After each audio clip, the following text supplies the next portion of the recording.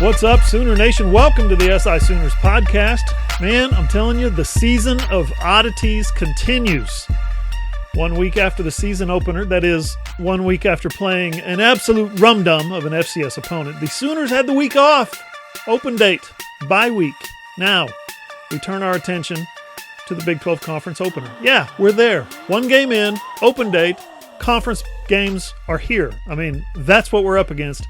It's crazy. Kansas State comes to Norman this Saturday, and I got to say, the big story out of Manhattan is not that OU is thinking about some payback.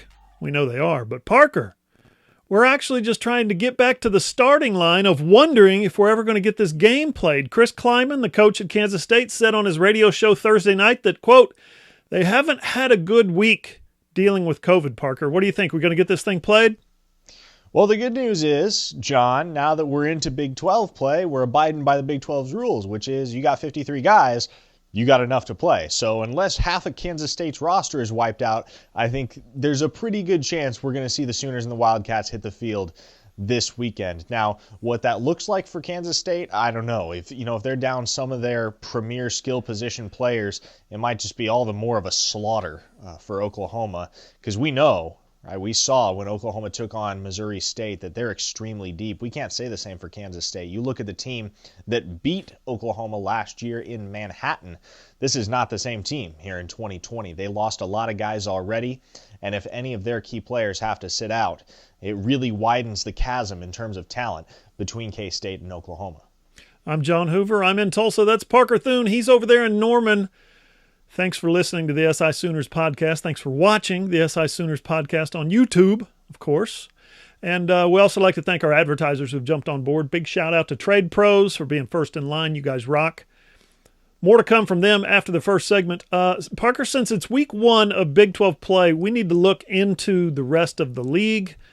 We've already talked a little bit about K-State. We're going to get deeper into it. But we've already talked about K-State, Kansas, and Iowa State going 0-3 against the Sun Belt. And Texas Tech needing a 2-point conversion to stop, avoid losing to FCS Houston Baptist. But this weekend we've got new evidence that the Big 12 stinks and that OU and Texas, to a lesser extent, have absolutely no wiggle room in case anyone's thinking about the college football playoff, Parker.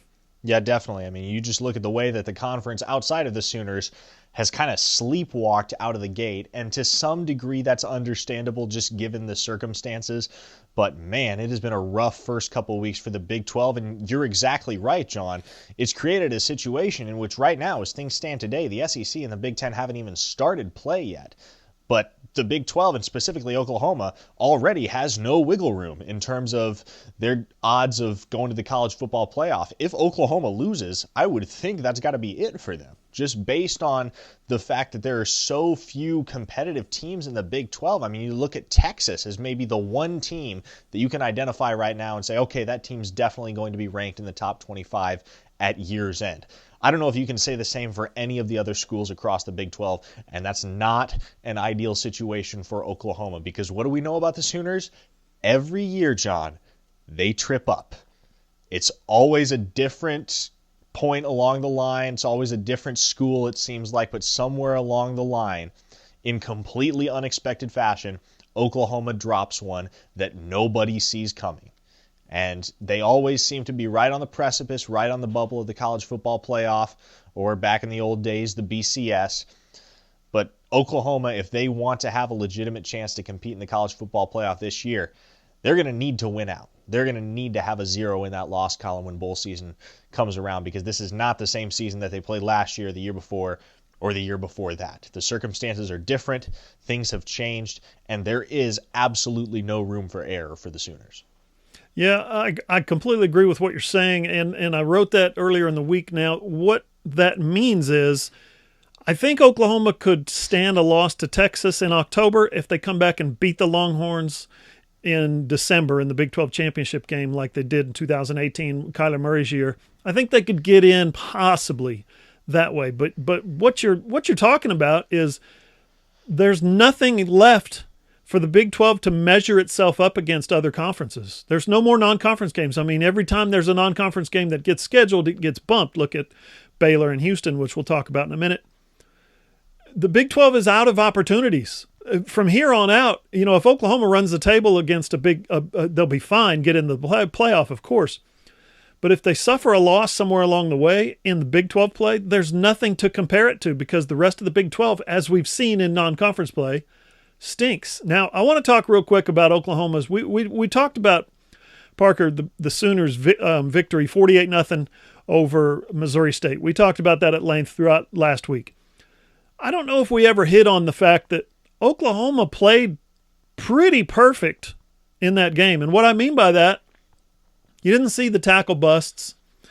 I know it's just Missouri State. I know, Hoover, calm down. It's just Missouri State. But you didn't see the tackle bust that you typically see in any, season opener, let alone a season opener that's been afflicted by COVID like this one has. Okay, so you saw Oklahoma prepared at a high level. I thought you saw the coaching staff have those guys ready to play, and I thought those guys had the right mental frame of mind, Parker, to be able to carry out their simply execute their what am I trying to say? Their assignments on a given play. They tackled, they gang tackled, they blocked well on offense for the most part, a little bit on the offensive line. We'll get into that in a minute as well. But the passing game was fantastic, Parker. Everything, it looked sharp. It looked like Oklahoma was in like week 3 or week 4 compared to the rest of the Big 12 was still in COVID protocol. Yeah, it really was a flawless performance from the Sooners all the way around. And it's the performance that they needed, quite frankly, John, because what do we talk about at the end of every year when we're stacking up teams' resumes in the college football playoff? We talk about their non-conference schedule. Did they schedule FBS teams or did they schedule FCS teams? And I get that this is a year where you can't really ding teams for having an FCS team as their non-conference opponent just because of the way things shook out. I don't think that's going to be as much of a talking point as it has been in years past. However, here's what I can say.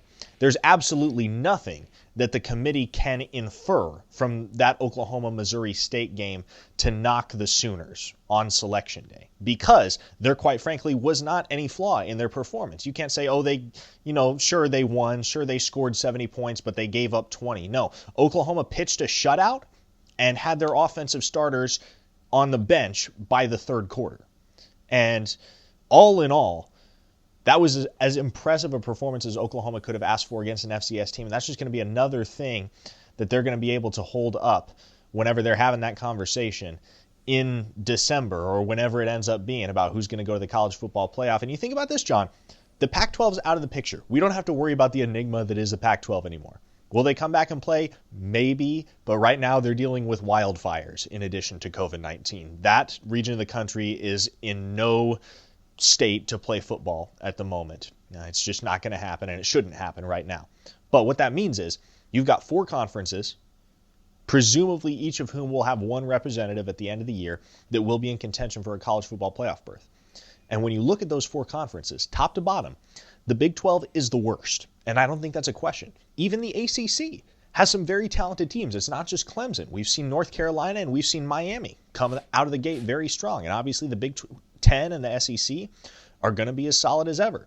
So Oklahoma really needs to continue to play perfect football because any slip up that they have, however slight, even if it doesn't result in a loss, trust me, the committee is going to look for every single point to pick Oklahoma at in December, simply because they're now the ones coming from the worst conference. They're the ones with the resume that to the naked eye isn't going to match up with the rest of the country. And is that unfair? Maybe. I mean, obviously the Sooners can't do anything about the fact that the rest of their conference is bad. But what they can do is they can go out and win every week. And in years past, they've done that for the most part, but it seems like there's always been that one game that they trip up. And that can't happen this time around. No slip-ups, even in the age of COVID. We shall see. Up next on the SI Sooners podcast, we're going to pull apart Oklahoma State's 16-7 win over Tulsa and what that could mean long-term for the Sooners. Trade Pros Heat and Air in Oklahoma City. Whether you just need service or a mini-split for your home office, studio, or man cave, or if you're finally ready to upgrade to a more efficient train system for your entire home, get a free estimate from Trade Pros for all your heating and air needs. Trade Pros earned a Best of 2020 award from Home Advisor and has nothing but 5-star reviews on Google. Go to TradeProsOKC.com or call 405-675-0176 or just book your appointment on Facebook. Trade Pros, that's one word, Trade Pros Heat and Air. On social media, you can follow SI Sooners on Twitter, for instance, at @all_Sooners. Find Parker at Parker Thune, Thune, and I am, of course, at John E. Hoover. Parker is also on Instagram, Parker Thune. I'm on Facebook, John E. Hoover Media. And over on YouTube is where you'll find the video version of this podcast. If you're tired of listening to us and you want to see our ugly mugs and see what we look like and maybe point your fingers at us, we're right there on YouTube, as well as a bunch of other OU videos like our post-game wrap-up, which was very popular last week. We got press conferences up there. We got lots of interviews with the Sooner Summit guys, all kinds of stuff. Just get on there, John Hoover Media on my YouTube channel, and scroll down. Again, thanks to the guys at Trade Pros for getting on the SI Sooners podcast train. You were the first one to board. You will not be the last. If you own a business and you like what you hear out of this podcast, or what you see in this case, or you want to advertise with us, we have a lot of options to fit your needs. We can do regular commercial spots, just like that one, just like our friends at Trades Pros, or we can do segment sponsorships. We're going to have a segment coming up this Wednesday. We're going to open up the mailbag. It's going to be fun. And if you want to contact us about advertising, just drop us an email, allsoonersi@gmail.com. Now, Parker, I watched every play of the Oklahoma State-Tulsa game. You may not have, because you said on Twitter it was possibly the worst FBS game you've ever seen. I'm not ready to go that far. I've seen a lot of games. But listen, I know it was the season opener. I know both teams have been dealing with their own issues in regards to COVID, especially TU. TU was just ravaged. Got something like 7 practices in out of their first 17 practice days, including their quarterback, who missed the early part of training camp. Would have missed that game if they had played it last week. But man, I got to say, both teams looked rusty on offense. Maybe more than rusty. Maybe like kind of rusted out, a little bit of broken maybe. I don't know. We'll see. You think that's what we're just going to see out of teams, Parker, on a week-to-week basis this year with all that's going on in the COVID situation? Well, yeah, I think to some element you have to lower the expectations. And yeah, you're right. I did go on Twitter and I said it was probably the worst FBS game I've ever watched. Now, you got to keep in mind here, John, you've been watching college football for 30 years longer than I have. So you've got a lot more of a mental database to pull from than I do. But it was an ugly, ugly game, especially for a team in Oklahoma State that got so much love all offseason as the team that was finally going to pull up alongside Oklahoma and Texas and make some noise in the race for the Big 12 championship. And whatever team took the field against Tulsa on Saturday was not that team. And Chuba Hubbard, man, that guy just looked different, John. And I don't know what it is. I don't know if it's a result of rust, like you mentioned. I don't know if it was just the fact that they didn't get as many practices in the offseason. But, man, he looked tentative hitting those holes. We didn't see the same aggression, the same desire from Chuba Hubbard, it seemed like.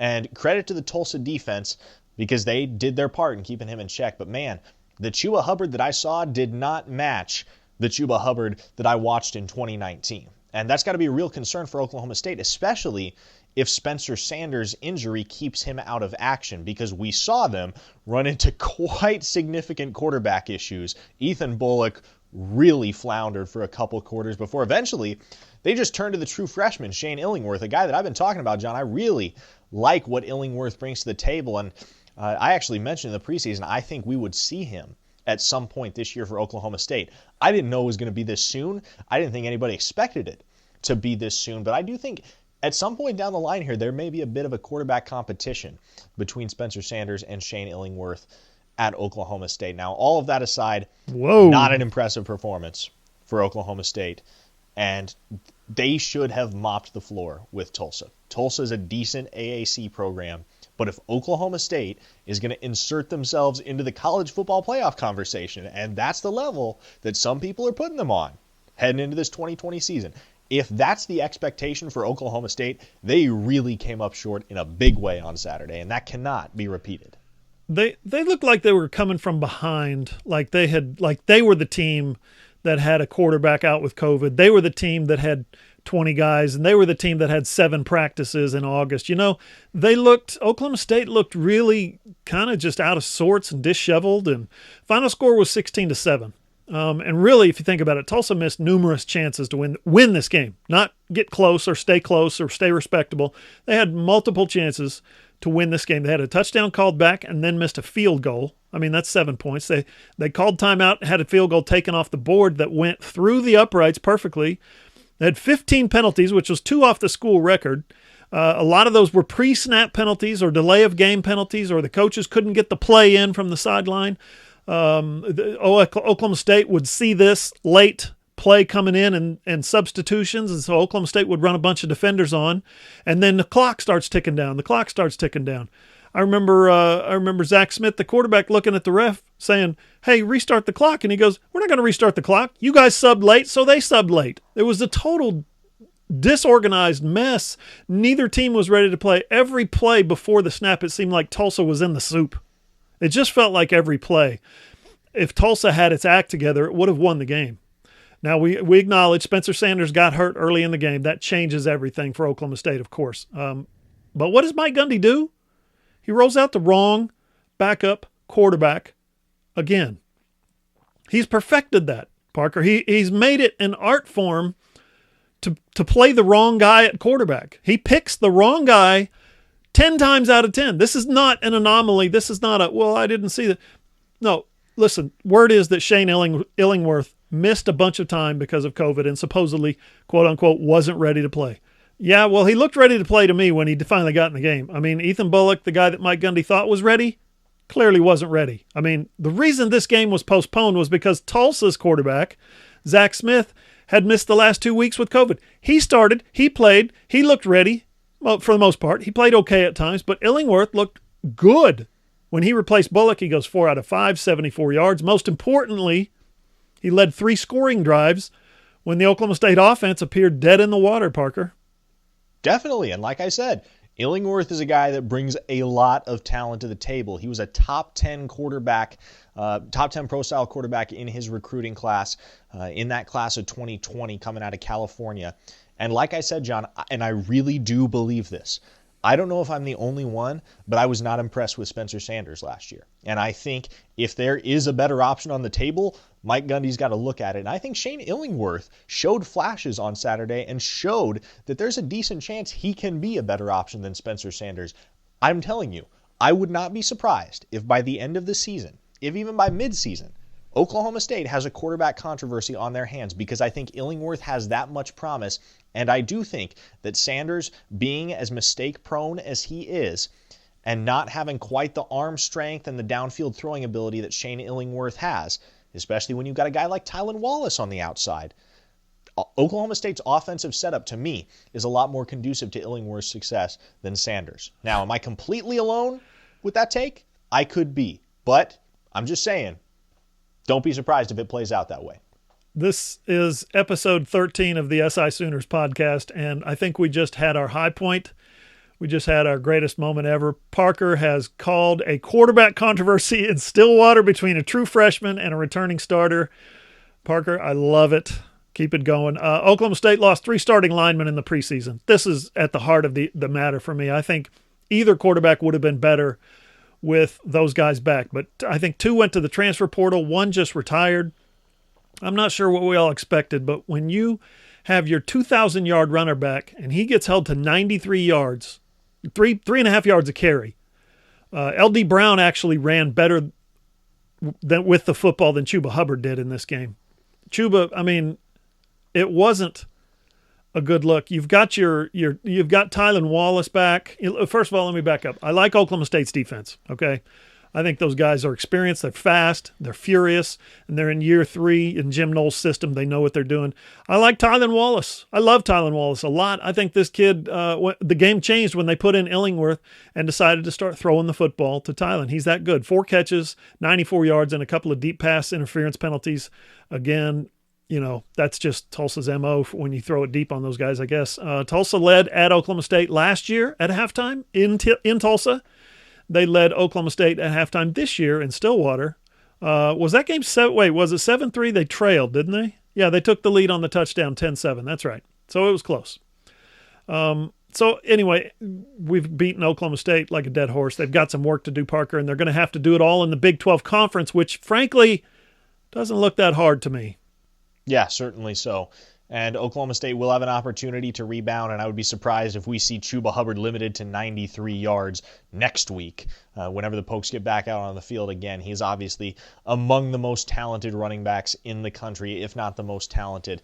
And there's a lot, to be honest, John, there's a lot that was very telling about what kind of a team Oklahoma State is top to bottom in this game, but there's also a decent amount that you can just throw out of the window as growing pains, getting reacclimated to being in an actual game situation, because these guys hadn't seen the field in 9 months and hadn't practiced nearly as much as they expected to, and things are different. And like we were talking about, on some level, you just kind of got to go with the flow and realize that all these teams are dealing with the exact same issues, and there's going to be a lot more inconsistency. So Chuba Hubbard, I think we've seen enough from him to understand and become aware of the fact that he's not a guy that you're going to keep down 2 or 3 or 4 games in a row. He might have an off night every now and then, but it's generally the expectation that he's going to go for 150, 200 yards and a couple touchdowns on any given night. He's just that good. So if he remains the centerpiece of the Oklahoma State offense and they can continue to stake themselves to leads and not have to play from behind like they were doing against Tulsa for most of the game, if they can put themselves in a situation where they can execute a run-first game plan, they're going to be in fine shape. He had more yards on 2 carries last year against Tulsa than he had on 27 yesterday. Up next on the SI Sooners podcast, we're going to take a closer look at Kansas State. Parker's going to tell you all about the 2-sport stud and priority 2023 target that he covered last Friday night. And we got some news coming on a 2021 priority target, wide receiver Jalil Farouk. Hey there, loyal listeners. Parker Thune here with SI Sooners. Are you a business owner looking to get your product out there to the masses? Let's say you run a hotel in Norman, or a car dealership in Oklahoma City, or a restaurant in Edmond, or maybe you're just a small online business who creates and sells OU merchandise, and you want Sooner Nation to come sample your wares. Consider advertising in this space right here on the SI Sooners podcast. SI Sooners reaches thousands of readers, viewers, and listeners literally every day, and the SI Sooners podcast is the ideal place to find your next customer.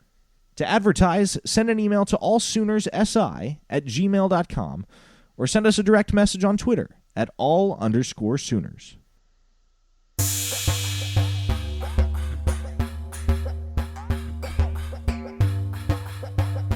Final segment of the SI Sooners podcast. Really looking forward to this week if we can get the games played, as I said. It's the start of Big 12 play. It's the start of conference play. It's week 2, and everybody's playing, we think, right? I mean, Kansas State comes to Norman. That kicks off at 11 a.m. on Fox. Iowa State visits TCU at 12:30. That's TCU's opener because their game with SMU was postponed. That game is on FS1. Texas visits Texas Tech at 2:30 on Fox. West Virginia plays Oklahoma State in Stillwater at 2:30. That one's on ABC. And Kansas visits Baylor at 6:30. You can catch that one on ESPNU. So here we go. Bummer about last week's game between Houston and Baylor. This looked like a lot of fun to me. It was cobbled together at the last second, literally the last second. Like they called and said, "Hey, you guys got an opening this week. You want to play us?" "Yeah, sure, we'll play." It's like a pickup game in the park. Everybody agreed to it. It took a lot of work. It took a lot of planning on the fly with almost no notice. But then it got canceled at the last second because of COVID at Houston. Just terrible news. That game, Parker, was the very antithesis of the Oklahoma Army game, which was literally scheduled to be played this weekend, coming up, instead of K-State. The thing's been on the schedule for 11 years, and then it got canceled last month. So I wrote about that game today. I've been working on this story for a couple of weeks now. The interview that I did for it was like a month ago now. But I've been sitting on it, been waiting on it, been holding it for September 26th week, which was supposed to be the Army week. I would recommend you go read it, SISoonersAllSooners.com. I talked with Greg Tipton, who is the Associate AD for Internal Operations, meaning basically his really big job, his really cool job. You think about a job like this. I would love to have a job like this. Scout out these road games and make sure the Sooners have a smooth trip. Okay? That's what this is about. And it's a good story. I enjoyed writing it. I enjoyed researching what we could have been doing at Army, what Sooner Nation is going to be missing by not playing this game this week at Army. Joe C. says they're going to get it played. I looked at the schedule. It looks like, I hate to tell you this, it looks like the earliest date that this could get played at Army is 2027. They've got road games, and they've either got road games scheduled every year or they've got 3 games scheduled every year, so they're full. I don't know when they're supposed to play a road game at Army. Maybe they can shuffle Tulsa around or something. I don't know. But, Parker, we promised a closer look at Kansas State. They're not playing Army this week. They're actually playing Kansas State. Maybe, again, depending on if Chris Kleiman's got enough players. Is it really all anybody needs to know that they lost their opener to Arkansas State, or does it go maybe a little bit deeper than that, Parker? Well, John, I think knowing that Arkansas State was down 8 starters and still came to Manhattan and beat Kansas State is a pretty scathing indictment on the state of Chris Kleiman's organization.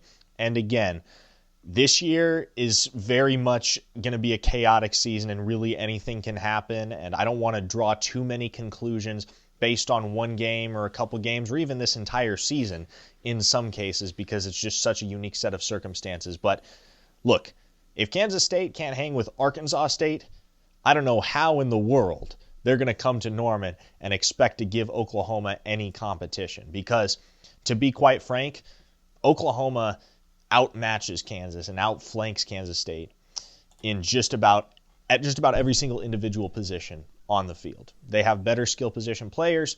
They're better in the trenches.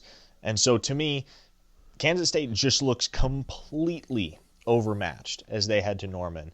And granted, they are coming off a victory over Oklahoma, a stunning upset victory at that, in Manhattan last year, and that was quite a contest, and I don't think any of us will forget that one for quite a long time for a variety of reasons. But at the end of the day, you're not going to see that same narrative play out this year. You're just not. And we don't know, obviously, how COVID is going to affect Oklahoma this week, but just knowing that Kansas State is already a little bit ravaged, we don't know exactly how much, but knowing that they're dealing with that just kind of quashes whatever hope really anyone had that Kansas State was going to come here to Norman and give Oklahoma a game. I think you're looking at another blowout this Saturday, John, and I don't think we need to overthink this one much, if at all. We'll have our picks later in the week, of course, but K-State loses to Arkansas State 2 weeks ago, 2 Saturdays ago, I guess, 35-31. Kansas State had 91 rushing yards in that game. I mean, they replaced all 5 offensive linemen, both of their top running backs from last year, but I sure thought they'd figure out a way to average more than 2.3 yards per carry against the likes of Arkansas State. Meanwhile, on the other side, Red Wolves put together 159 yards on the ground, 4.8 yards per carry, and then they're throwing in the throwing game, I'm going to call it, 25 of 38 for 330 yards passing. They threw 5 touchdown passes, 4 from 2 quarterbacks and 1 from a wide receiver. Crazy. Skylar Thompson, the K-State quarterback, he wasn't bad, 17 of 29 for 259 yards, 2 touchdowns. But how good can your passing game be? How effective can your passing game be as a weapon on offense when Deuce Vaughn and Harry Trotter are your leading rushers and they barely combine for 90 yards? Here's the really bad part. K-State played that game without what Chris Kleiman said was 35 to 40 players total. They had they had a dozen or so, he said, that played in that game who hadn't practiced basically for 2 weeks because of COVID. They were in quarantine. They get out of quarantine. They have to go play a college football game. And then, of course, they had a handful, 2 or 3 injuries during the game. Arkansas State, what do? They come out of that game, and they have to postpone their next game. They just announced it days after playing K-State. Man, this COVID stuff, it is a mess. So, Sooner fans, I'm just saying, we all want this game to happen. We all want to watch college football on Saturday. We all want to be in Norman for another game. I wouldn't get my hopes up. I mean, to listen to Chris Kleiman at his radio show on Thursday, I wouldn't get my hopes up, regardless of whether Lincoln Riley gets back the 20 or so guys from the two deep that he was missing against Missouri State. It might be Kansas State that's gone. That's just too far gone in this thing, Parker, which, of course, sucks. I mean, what options do we have? It's like you said, Parker, 53 men, 7 offensive linemen, 4 defensive linemen, and a quarterback. That's all you need to play in the Big 12 these days, Parker.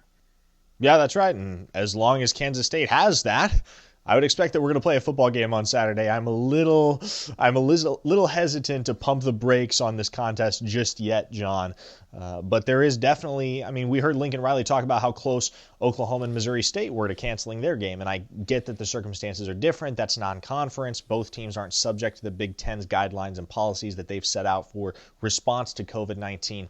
But at the end of the day, we don't know what tomorrow will bring, ever, in this season, John. And so there ultimately very well might not be a game on Saturday, and we hope that isn't the case. It's going to be a long weekend for us, if that's the case, John. Oh, man. But that's two open dates in a row. No thanks.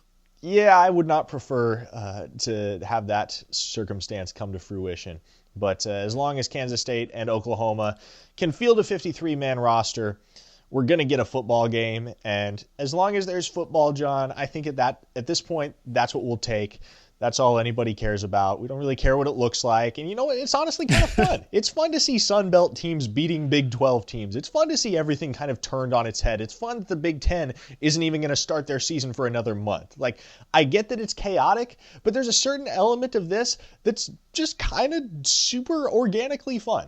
And I get that not everybody is maybe having the same experience of this whole fiasco as we are, just sitting here in our respective recording studios in Oklahoma talking about the college football landscape as a whole, and it's a ton different for the players and the coaches. But from where I sit, this has been a really entertaining first 2 weeks of the fall season in college football, and I can only hope that we continue to see college football being played week in and week out, and that by hook or by crook, we're able to preserve this season for as long as is reasonably possible under the current conditions.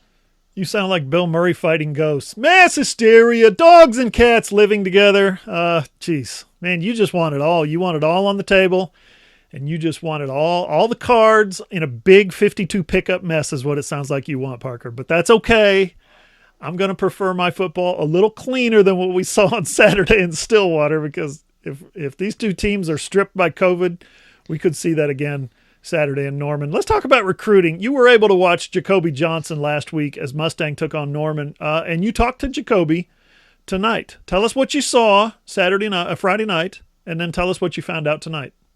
Yeah, so really fun game between Mustang and Norman on Friday night. Mustang ends up getting the victory 34-33 in overtime. They denied a Norman 2-point conversion attempt that would have won the game. I will say this, John.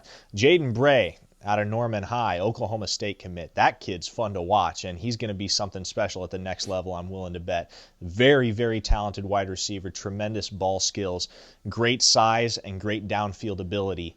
So when I talked to Jacoby, John, I mean, obviously he was the guy that more than anything I was there to watch, being the Sooners' priority target in the 2023 class, the guy that they're really pressing hard for, and the guy that has an offer in both football and basketball from Oklahoma, which you don't get guys like that very often, John. You don't see two-sport athletes at the University of Oklahoma. And Nathan Rollins-Kabanji is another guy that's going to pursue that, but I think Dean Blevins, John, is the last guy that lettered in two sports at Oklahoma. And so, wow. In terms of what Jacoby Johnson was able to do on Friday in those night, two sports. In those two sports, right? Not baseball, football, different. Okay, you're right. Yes, I should have clarified that a little better. But yeah, the last guy to letter in both football and basketball, I do believe, was Dean Blevins. But Jacoby was limited on Friday night, seemed to be on some sort of a snap count. I hadn't heard anything prior to the game, and so I was kind of wondering why. But saw the game play out, obviously saw Bray play a fantastic game and Mustang get a real close victory.